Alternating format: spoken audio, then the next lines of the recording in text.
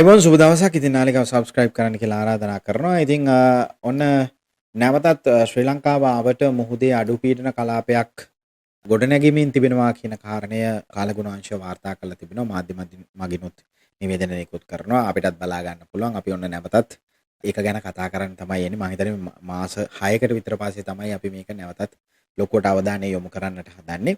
දිත්වා සුලිකුණාටුව නොවැම්බර් මාසයේ අවසාන දින කිහිපේ 26න් පස්සේ ඉඳලා සාමාන්‍යයෙන් දෙසැම්බර් මුල් දවස් සතිය වෙනකන් වගේ බලපෑවා. ඉතින් දැන් මාස 6ක් විතර වෙනවා දිත්වා සුලිකුණාටුව ලංකාවට ඇවිල්ලා. ඉතින් ලොකු විනාශයක් ශ්‍රී ලංකාවට සිද්ධ වුණා.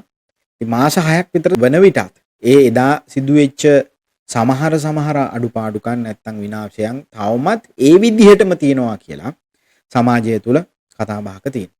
ඒක අදාළ ගම් වල අය දන්නවා. සමාජ මාධ්‍ය වල තියෙනවා. මිනිස්සු එල්ලීම් කරනවා. තවමත් සමහර ඒවා හරි ගිහිල්ලා නැහැ. අපි දන්නවා මස් පැන්න වගේ නගර පස් වලින් යට වුණා. ඒවා තවමත් හරියාකාරව ඒ පස් ඉවත් කිරීම කරලා හරියාකාරව කරලා තියෙනවා කියලා මේ මෑත කාලයේදී ප්‍රවෘත්ති ගියා. හරිද? එතකොට සමහර අඩුපාඩු තියෙනවා. ඒවා එල්ලීම් කරනවා. එතකොට ඒ වගේම සමාජ මාධ්‍ය තුල සාමාන්‍යයෙන් මැයි 10 වෙනිදා 9 වෙනිදා විතර තවත් කාගේත් අවධානය යොමු වන වීඩියෝවක් ගියා. ඒක ඔබට බලා ගන්නට පුළුවන් මම දානවා. ඉතින් ඇත්තටම මේ ළඟම බස් රථයක් මේ දිත්වා සුලිකුණාටුවෙන් විනාශ වෙච්ච පාරක යන්න ගිහිල්ලා ඉස්සරහට ගිහිල්ලා ආපහු පස්සට එනවා.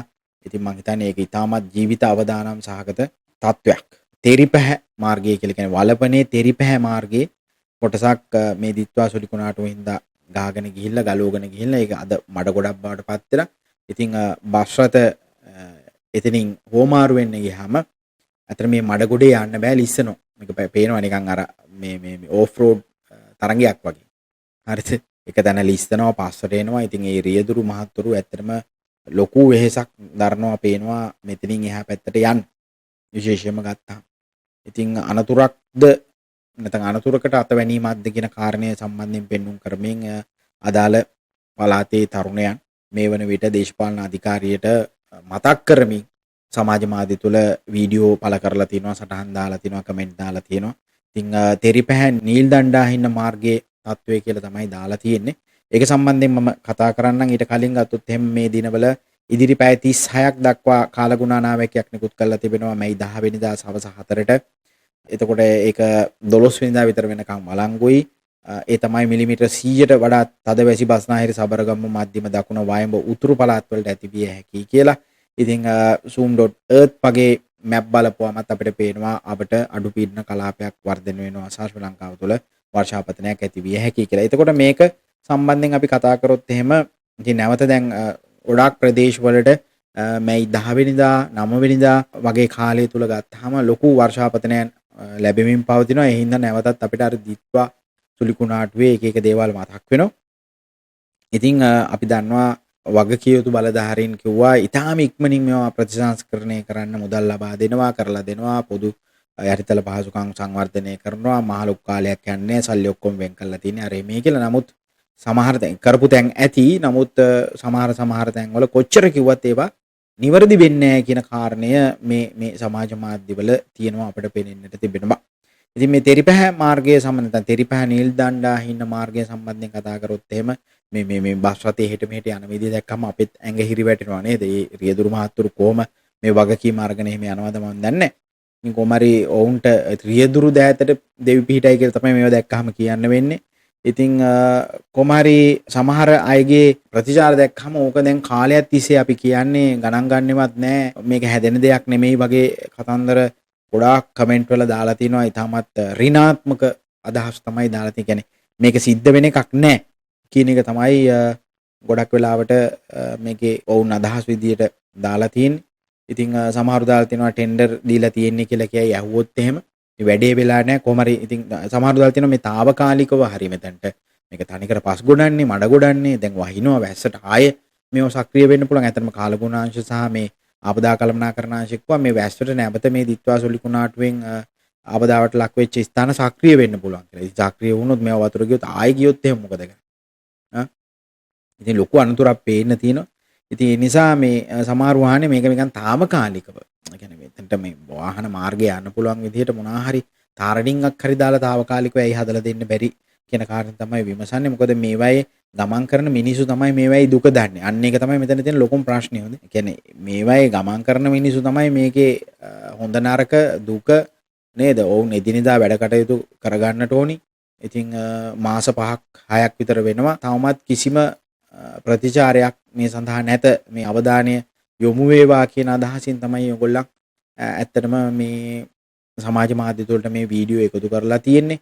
ඉතින් මම දැක එක තැනක දාලා තිනවා මේ වලපනේ සමූහයක අපේ ජීවිත මේ තරම් ලාභද අදත් තෙරිපෑ බස් රථය ගමන් කරන්නේ මරණය අතින් අරන් මාස 6කටත් වඩා වැඩි කාලයක් තිස්සේ මඩ වගුරක් වී ඇති මෙම මාර්ගයේ පවතින අවදානම් පිළිබඳව අප බලධාරීන් ඊයේ දිනෙත් අවධාරණය කළා කරුණු දැනුවත් කරාලු. එහෙත් අද වනතුරු ඒ සම්බන්ධයෙන් తాවකාලික විවරක් හෝ ගැනීමට වගකීම් යුත්තන් කටයුතු කර නැත.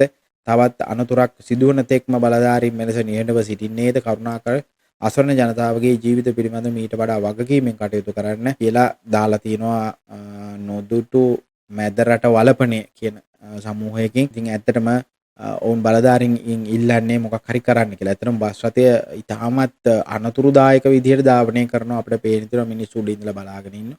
ඉතින් ධාවනය කරනවා කියලා කියන්නේ ඒ රියදුරාට වැරද්දක් කියන්නවත් ඔහුගේ ඇති වැරද්දක්වත් අපි දකින්නේ නැහැ. ඉතින් ඕක කොහමද මේ බස් එක යන්න එපේ. ඉතින් රජයේ බස් එකක් අනිත් එක. එතකොට මේවා සම්බන්ධයෙන් කවුද වග කියන්නේ මේ පාරවල් සම්බන්ධයෙන් නේද? මේ කොටස් තාම හදලා නැහැ. මෙච්චර කාලයක් ගිහිල්ලා. ඉතින් ඒ නිසා මේවට වගකිය යුත්තෝ කවුද කියන එක තමයි මෙතන තියෙන ලොකුම ප්‍රශ්නේ. වග කියන්න කෙනෙක් නැහැ සහ වගකීම බාර ගන්න කෙනෙක් නැහැ. ඉතින් මේ වගේ දැන් මේ දකින්නේ අපි එක තැනක් විතරයි. මේ වගේ ස්ථාන තවත් හරියට වෙලා නැති. එතකොට අපි දැක්කා මේවයි තවත් දාලා තියෙනවා මේ මෙහෙම පෝස්ට් වල තමන්ගේ ගෙවල් දොරවල් වලට වෙච්ච හානි වලට සමහරුන්ට තවමත් හරියාකාරව ඒකේ 탁සීරු කරලා ඒ වටිනාකම් ලැබිලා නැද මාස 6ක් විතර ගිහිල්ලානේ. ඉතින් ඊටාම ඉක්මනින් ලැබෙයි කියලා හැමෝම බලාපොරොත්තු හැමෝම එහෙම තමයි තමන්ගේ ගෙයක් දොරක් හානි වුණාට පස්සේ ඉතින් කොහේ හරි අතන මෙතන ඉන්නකොට ඉතින් ඒක හදා ගන්න හරි වන්දි හරි මොනවා හරි ඒවා ඉතා ඉක්මනින් බලාපොරොත්තු වෙනවා නේද? ඒකට තමයි ඉතා කඩිනමින් බලධාරීන්ට කටයුතු කරන්න කියන්නේ නීති රීති වෙනස් කරලා හරි මොනවා හරි කරලා. ප්‍රායෝගිකයිනේ කවුරුත් ඒගොල්ලන් හිතලා කරගත්ත එක නෙමෙයි. ලංකාවටම ලෝකෙටම බලපාපු නැත්නම් අපේ කලාපෙටම බලපාපු ඉන්දියාවට පවා බලපාපු සිද්ධියක්. එතකොට මේ පොදු දේවල් පොදු ප්‍රශ්න කවුරුත් දන්න ප්‍රශ්න. ඉතින් ඒවට නීතිය එහෙම බාධක තියෙනවා නම් එහෙම කරලා ඒවා හදලා දෙන්න පුළුවන්. ඉතින් තවමත් අර ඒකයි කියන්නේ අර තුවාලේ තියෙන එක්කෙනා තමයි වේදනාව දන්නේ. ඒ වේදනාවට තමයි මේගොල්ලන් සමාජ මාධ්‍ය තුල හරි අවධානය යොමු කරගන්න අවධානය ගන්න කතා කරන්නේ.